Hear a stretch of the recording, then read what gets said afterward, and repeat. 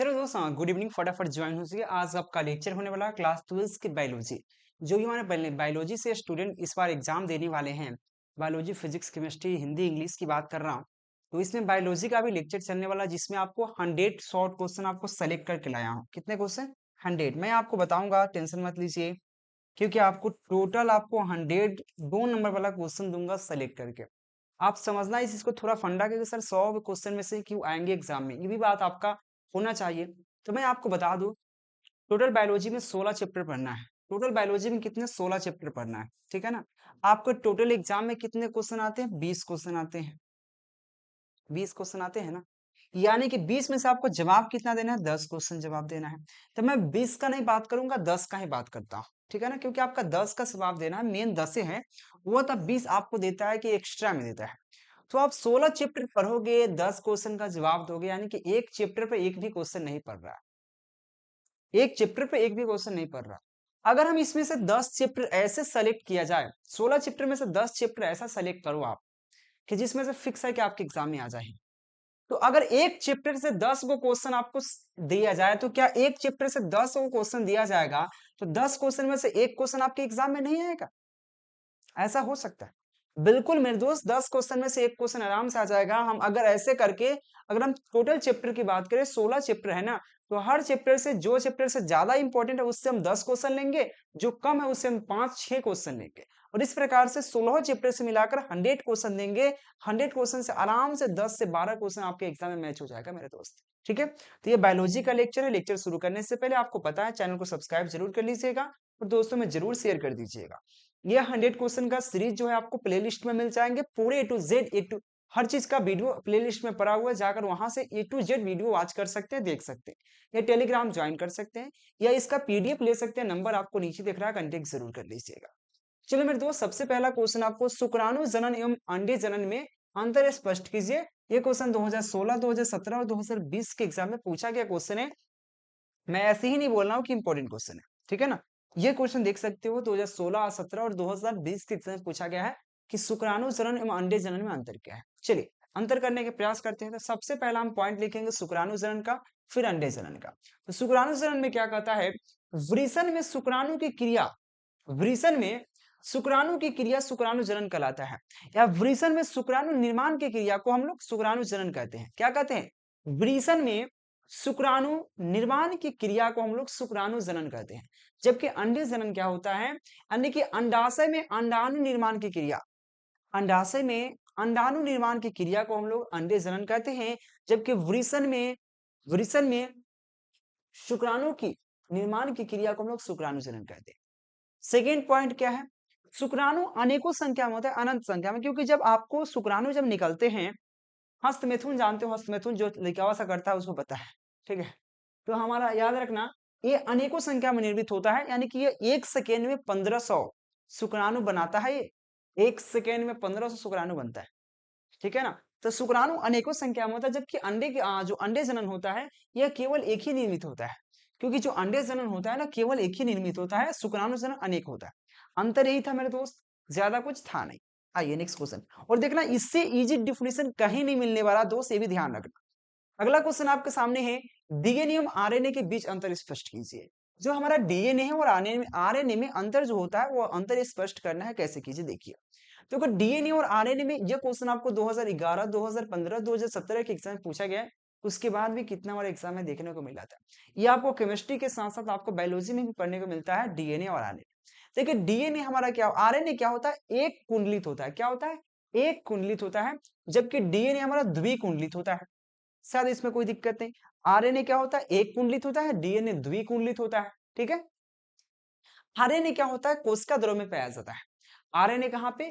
कोशिका द्रव में पाया जाता है। जबकि डीएनए हमारा क्या होता है? गुणसूत्र में पाया जाता है। क्या पाया जाता है? गुणसूत्र में पाया जाता है। सेकेंड पॉइंट हो गया। थर्ड पॉइंट क्या है मेरे दोस्त? जो आरएनए है उसमें क्या होता है? इसमें जो साइटोसिन, एडेनिन, गुआनिन तथा यूरेसिल नामक नाइट्रोजनिक क्षार पाया जाता है। आरएनए में जो होता है 4 प्रकार के साइटोसिन, एडमिन, एडेनिन, गुआनिन और यूरेसिल नामक नाइट्रोजनिक क्षार पाया जाता है। जबकि डीएनए जो होता है ना, डीएनए में साइटेथिन, एडेनिन, गुआनिन। लेकिन इसमें जो होता है ना, यूरेसिल की जगह जो हमारा यूरेसिल है ना, इसमें यूरेसिल पाया जाता है, जबकि इसमें क्या होता है, थायमिन पाया जाता है। अंदर सिर्फ यही है। देखो सब इसमें भी साइटोसिन है, इसमें भी साइटोसिन, एडेनिन इसमें भी, एडेनिन इसमें भी, गुआनिन इसमें भी, गुआनिन इसमें भी। बशर्ते ये यूरेसिल है, आरएनए में यूरेसिल होता है, डीएनए में हमारा थायमिन होता है। तो याद रखना, आरएनए एक कुंडित होता है, डीएनए द्विकुंडित होता है। आरएनए कोशिका द्रव में पाया जाता है, जबकि डीएनए हमारा गुणसूत्र में पाया जाता है। आरएनए में एडेनिन, गुआनिन, साइटोसिन, उसके बाद आपको होता है एडेनिन, साइटोसिन, एडेनिन, गुआनिन और यूरेसिल पाया जाता है। जबकि आपको डीएनए की बात करें तो आपको एडेनिन, गुआनिन, थाइमिन और यूरेसिल पाया जाता है। क्या होता है, सॉरी यूरेसिल बोल रहे हैं, थाइमिन पाया जाता है। यह चीज आपको किस में पाया जाता है, डीएनए में पाया जाता है। यह मेरे दोस्त अंतर था, दोनों में ज्यादा कुछ था नहीं। इसका पीडीएफ रेडी है मेरे दोस्त, पीडीएफ लेने की प्रयास कीजिए, जिसमें 500 ऑब्जेक्टिव क्वेश्चन, आपको 100 2 नंबर वाला क्वेश्चन, 25 5 नंबर वाला क्वेश्चन आंसर के साथ आपको प्रोवाइड कराए जाएंगे। अगर आप चैप्टर वाइज लेना चाहते हो, चैप्टर वाइज भी अवेलेबल है, ले सकते हो। पर सब्जेक्ट आपको 99 रुपए रखा गया है, हर सब्जेक्ट का 99 रुपए, कोई भी सब्जेक्ट लीजिए 99 रुपए। ऑल सब्जेक्ट लेते हैं 350 रुपए में, ऑल सब्जेक्ट आपको मिल जाएंगे आपके व्हाट्सएप पे। लेने की प्रयास कीजिएगा। अगर ऐप से लेना चाहते हैं तो ऐप डाउनलोड कर सकते हैं केकेजी क्लासेस का। 3 नंबर क्वेश्चन है, कुछ वन्य जीवों का विलुप्तन के 2 कारण बताइए। अरे कुछ वन जीव, जो वन में जो जीव है उसको विलुपन का कारण क्या है, विलुप्त हो जा रहे, उसका रीजन क्या है। सबसे पहला रीजन है कि आपको वनों का कटाई, वनों के अधिक कटाई के कारण होता है क्या है, वन में रहने वाला जीव क्या होता है, मर जाते हैं, जिसके लिए उनको ऑक्सीजन नहीं मिलता है, खान पान के लिए जगह नहीं मिलता है। साथ में वन जब घाना नहीं रहता है, बहुत घाना जंगल होता है, तो उसमें किसी को मारना आसान नहीं होता है। लेकिन शिकारी जो होता है, वन जब अलग अलग हो जाता है तो वहां पे हिरन है, चाहे कोई भी जानवर, उसका शिकार करना इजी हो जाता है। इस वजह से इसका विलुप्त विलुप्त होने का मुख्य कारण क्या है, वनों की कटाई। दूसरा का कारण यहाँ पे अवध, यहाँ पे शिकार, मतलब बच्चा होता है उसको शिकार कर लेता है। यानी कि वह सिंपल बात है कि जैसे कोई एक माँ अपना बच्चे को जन्म दिया, उसको बड़ा होने से पहले उसको मार देगा, तो फिक्स है कि बूढ़ा माँ तो मर जाएगी, तो इसका उसका विलुप्त प्रजाति तो घटते जा रहा है, घटते जा रहा है ना। इसलिए अवध, अवध मतलब छोटा बच्चे का शिकार करना। ये 2 रीजन बहुत मुख्य रीजन है, जो वनों में वन जीव हमारे हैं, जो जंगली जीव है, उसका विलुप्त होने का मुख्य रीजन है। ये क्वेश्चन 2009 के एग्जाम में पूछा गया ऑलरेडी बिहार बोर्ड के। आइए नेक्स्ट क्वेश्चन की बात कर लेते हैं। नेक्स्ट क्वेश्चन आपके सामने है, आप ये क्वेश्चन कर आप न्यूक्लियोसाइड एवं न्यूक्लियोटाइड के बीच अंतर स्पष्ट करें। न्यूक्लियोटाइड एवं न्यूक्लियोसाइड के बीच अंतर क्या है, उसको समझना जरूरी है आपके लिए। और ये क्वेश्चन 2012-2016 के एग्जाम में पूछा गया है कि न्यूक्लियोटाइड और न्यूक्लियोसाइड के बीच अंतर क्या है। चलो न्यूक्लियोसाइड में लिखता हूँ, न्यूक्लियोटाइड लिखता हूँ, ठीक है ना, दोनों में दो तरह से लिखता हूँ, न्यूक्लियोसाइड न्यूक्लियोटाइड। देखो न्यूक्लियोसाइड की बात करें तो यहाँ यह यहाँ पे न्यूक्लियो नाइट्रोजनिक, क्या कहा, यह न्यूक्लियोसाइड जो होता है यह नाइट्रोजनिक युक्त क्षार तथा शर्करा से संयोज से बनता है। न्यूक्लियोसाइड जो होता है यह नाइट्रोजनिक युक्त क्षार, नाइट्रोजनिक युक्त क्षार एवं शर्करा के संयोज से बनता है। कौन बनता है यहाँ पे, न्यूक्लियोसाइड, ठीक है ना। जबकि न्यूक्लियोटाइड की बात करें, यह बेसिकली नाइट्रोजनी युक्त क्षार एवं शर्करा तथा फास्फेट के संयोज से बनता है। इसमें फास्फेट एक एक्स्ट्रा मिक्स हो जाता है। जबकि आपको साइट यहाँ पे न्यूक्लियोसाइड की बात करें, न्यूक्लियोसाइड में क्या होता है, क्षार और शर्करा के संयोज से बनता है। जबकि न्यूक्लियोटाइड जो होता है क्षार, शर्करा और फास्फेट के संयोज से बनता है। पहला पॉइंट। सेकेंड पॉइंट कहता है मेरे दोस्त, न्यूक्लियोसाइड जो होता है इसका स्वभाव जो होता है क्षारीय होता है, मतलब ये खाने या कैसे भी स्वभाव इसका क्षारीय प्रकार का होता है। जबकि आपको न्यूक्लियोटाइड जो होता है यह स्वभाव अम्लीय प्रकार का होता है। अंतर बहुत क्लियर है, ज्यादा कुछ है नहीं। अगला क्वेश्चन देखिए, 5 नंबर क्वेश्चन है, कुछ आबादी के रूप क्या क्या है, संक्षिप्त बताइए।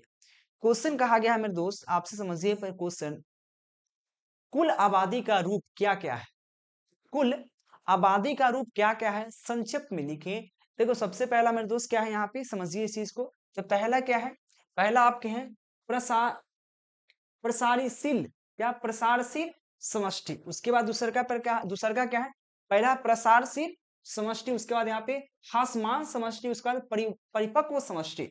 ये 3 प्रकार के आबादी है जो आपको बताया गया है। ये क्वेश्चन आपको 2015 के एग्जाम में पूछा गया था। तो प्रसारशील समष्टि, उसके बाद यहाँ पे हासमान समष्टि, उसके बाद है परिपक्व समष्टि। 3 प्रकार के, ये तीनों याद रखिएगा जो आपके एग्जाम के लिए इंपॉर्टेंट है। चलिए नेक्स्ट क्वेश्चन देख लीजिए, चैनल को सब्सक्राइब करके टेलीग्राम ज्वाइन कर लीजिए। और ज्यादातर मैं इस लेक्चर में अंतर संबंधित प्रश्न लेके आया हूं, ताकि अंतर संबंधित प्रश्न एक लेक्चर में होना चाहिए।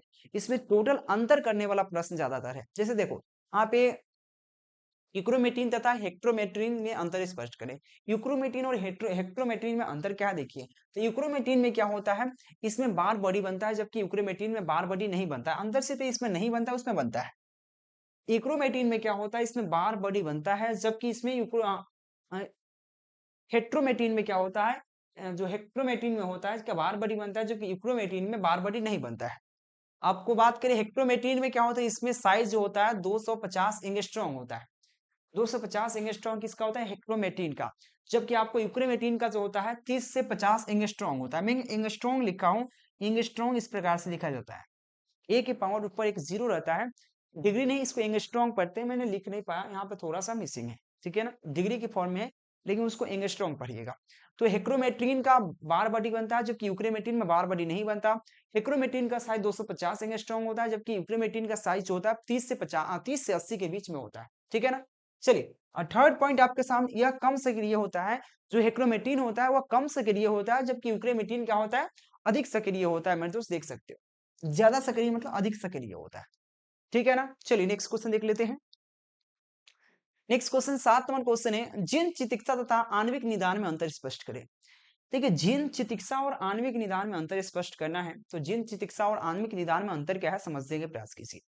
हमें दोस्त क्वेश्चन कहा, जिन चिकित्सा द्वारा जिन दोषों का सुधार किया जाता है, जिन चिकित्सा द्वारा जिन दोषों का सुधार किया जाता है, जबकि आणविक निदान में क्या होता है, इसमें रोगों के प्रारंभिक पहचान के लिए रिकॉम्बिनेट डीएनए टेक्नोलॉजी का उपयोग किया जाता है। ये समझिए मेरे दोस्त, आपको जीन चिकित्सा में होता है, जीन चिकित्सा द्वारा जीन दोषों का सुधार किया जाता है। जबकि आपको आणविक निदान की बात करें, तो इसमें रोग के प्रारंभिक पहचान के लिए हम लोग किसका उपयोग करते हैं, तो यहाँ पे रिकॉम्बिनेट डीएनए टेक्नोलॉजी का उपयोग करते हैं। जबकि सेकेंड पॉइंट आपको जीन चिकित्सा की बात करें, तो इनमें जीव के अनुवांशिकी दोष के पहचान हेतु, जीन चिकित्सा में क्या होता है, इसमें अनुवांशिकी जीन के पहचान हेतु, दोष को पहचान हेतु क्या करते हैं, जीन में कायिक कोशिका का प्रवेश कराया जाता है। किसमें, जीन में कायिक कोशिका को क्या होता है, कायिक कोशिका में प्रवेश कराया जाता है, उसके पहचान करने के लिए, उस दोष को पहचान करने के लिए। जबकि आणविक निदान में बात करें, तो इसमें इसमें रोग का प्रारंभिक पहचान की जाती है, ठीक है। यह दो दो पॉइंट आपके लिए लिख दोगे, 2 नंबर आपको कोई नहीं छीनने वाले मेरे दोस्त। और याद रहे, मेन आपका हो जाता है पीडीएफ लेना। जब तक आप पीडीएफ नहीं लोगे तो याद कैसे करोगे। आप बोलोगे सर नोट डाउन कर, नोट डाउन कर सकते हो, मेरे बेझिझक कर सकते हो, कितना नोट डाउन करोगे आप। केवल बायोलॉजी थोड़ी है, फिजिक्स है, केमिस्ट्री है, हिंदी है, इंग्लिश है, सब है। शॉर्ट क्वेश्चन है, लॉन्ग क्वेश्चन है, ऑब्जेक्टिव क्वेश्चन है, कितना नोट डाउन करोगे। अगर आप देखो, सिंपल बात है, आज के जमाना में आप लोग पैदल भी जा सकते हो। आप घर से जब आप मार्केट आते हो, पैदल क्यों गाड़ी से क्यों आते हो, बस से क्यों आते हो, ट्रेन से, पैदल भी चले पैसा बच जाएंगे। आप ये सोचो कि पैसा बचाने से अच्छा है कि समय बचाना जरूरी है। आप सोचो कि अगर हम 100 रुपया लेकर आपको पीडीएफ दे रहे, 100-200 रुपया लेकर पीडीएफ दे रहे, तो आप सोचो मेरे ऑल सब्जेक्ट लिखने से तो बच रहे हो ना, लिखने से बच रहे हो, यानी कि ऐसा नहीं कि लिखना जरूरी नहीं है, लिखना जरूरी है, लेकिन इतना भी नहीं लिखना जरूरी है जिससे आपका समय भी बर्बाद हो जाए, याद नहीं कर पाओ। तो यही होता है कि आप सुविधा दिया जा रहा है इस प्रकार से, जो आपका घर से अगर आते हो कहीं मार्केट, तो गाड़ी से आते हो क्योंकि आपका समय बचे, आप जल्दी से पहुंच जाओ। उसी प्रकार से आपको लिखने से अच्छा कि इसका पीडीएफ इसलिए लिया जाता है ताकि आपको लिखना ना पड़े, समय बचे, और उस समय में आप पढ़ने का प्रयास करो, इसीलिए घर से गाड़ी से आते हैं। चलिए अगला क्वेश्चन आपका है, रामापिथिकस और ट्रायोपिथिकस में अंतर स्पष्ट कीजिए। और ये क्वेश्चन 2019 के एग्जाम में पूछा गया है। रामापिथिकस और ट्रायोपिथिकस में अंतर क्या है। देखिए, रामापिथिकस की बात करें तो रामापिथिकस मनुष्य के समान दिखाई देते हैं, रामापिथिकस मनुष्य में समान दिखाई देते हैं। जबकि ट्रायोपिथिकस की बात करें, यह वन मनुष्य के ऐप के सदृश्य थे। दोस्त, रामापिथिकस मनुष्य के समान दिखाई देते थे, जबकि ट्रायोपिथिकस जो मेरे थे, वन मनुष्य, जो वन में मनुष्य थे ना, उसके ऐप के सामान्य सदृश्य थे, ठीक है। चलिए नेक्स्ट क्वेश्चन की बात कर लेते हैं। 9 नंबर क्वेश्चन क्या कहता है। 9 नंबर क्वेश्चन है, पूर्ण प्रभाविता तथा आंशिक प्रभाविता में अंतर स्पष्ट कीजिए। पूर्ण प्रभाविता एवं आंशिक प्रभाविता में अंतर क्या है समझने का प्रयास कीजिए। तो पूर्ण प्रभाविता कहता है, संकरण के बाद प्रथम पीढ़ी में, संकरण के बाद प्रथम पीढ़ी से या पीढ़ी में विपरीत गुणों के जोड़े में दिखाई पड़ने वाले, विपरीत गुणे के जोड़े में दिखाई पड़ने वाले लक्षण को पुनः प्रभाविता कहते हैं। यानी संकरण के बाद प्रथम पीढ़ी मतलब पहली बार में, संकरण के बाद प्रथम पीढ़ी में विपरीत गुणों के जोड़े में दिखाई पड़ने वाले लक्षण को पूर्ण प्रभाविता कहते हैं। जबकि जबकि आपको बात करें आगे हम आंशिक प्रभाविता की बात करें तो संकरण के बाद प्रथम पीढ़ी में विपरीत गुणों के मौजूद रहते हुए भी नहीं दिखाई पड़ने वाले लक्षण को हम लोग आंशिक क्या कहते हैं, आंशिक प्रभाविता कहते हैं। पूर्ण प्रभाविता और आंशिक प्रभाविता में ज्यादा अंतर है नहीं, मेरे तो समझिए। पूर्ण प्रभाविता कहता है कि संकरण के पहली पीढ़ी में, संकरण के पहली पीढ़ी में विपरीत गुणों के जोड़े में या विपरीत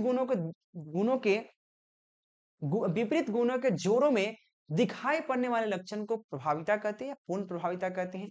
जबकि आंशिक प्रभाविता की बात करें तो संकरण के बाद पहली पीढ़ी में गुणों के जोड़े में मौजूद रहते हुए नहीं दिखाई पड़ने वाले लक्षण को हम लोग आंशिक प्रभाविता कहते हैं। ठीक है। 10 नंबर क्वेश्चन है, संक्षेप में ट्रांसक्रिप्शन का वर्णन करें। और ट्रांसक्रिप्शन वर्णन करने से पहले मैं बता दूं, चैनल को सब्सक्राइब कर लीजिए, टेलीग्राम ज्वाइन कर लीजिए, केकेजी क्लासेस का ऐप डाउनलोड कर लीजिए और साथ में नंबर दिख रहा कांटेक्ट करके कोर्स ज्वाइन कर सकते हैं, पीडीएफ नोट्स ले सकते हो, आपके लिए अति आवश्यक है। अगला क्वेश्चन है, संक्षेप में ट्रांसक्रिप्शन क्या है। देखिए, जेनेटिक सूचना को डीएनए के सेंट्रल से आरएनए में कॉपी करने के ट्रांसक्रिप्शन कहते हैं। सिंपल है, जेनेटिक सूचना को डीएनए के यहाँ पे स्टैंडर्ड मतलब डीएनए के फॉर्मेट से क्या करेंगे हम लोग, आरएनए में कॉपी कर देंगे ना, उसे हम बोलते हैं ट्रांसक्रिप्शन। तो सिंपल है कि जेनेटिक सूचना को डीएनए के स्टैंडर्ड से आरएनए में कॉपी करने की घटना या कॉपी करने की क्रिया को हम लोग ट्रांसक्रिप्शन कहते हैं। ये क्वेश्चन आपको 2010, 2014, 2019 के एग्जाम में पूछा गया है, बिहार बोर्ड के एग्जाम। ये 10 क्वेश्चन आपको था। इस प्रकार से 10-10 क्वेश्चन करके आपको 100 क्वेश्चन पढ़ाया जाएगा, ठीक है ना, ताकि आपको याद करने में कोई कठिनाई सामना ना करना पड़े। तो thank you watching for this video. मिलते हैं नेक्स्ट लेक्चर के नेक्स्ट वीडियो के साथ। Thank you, bye bye.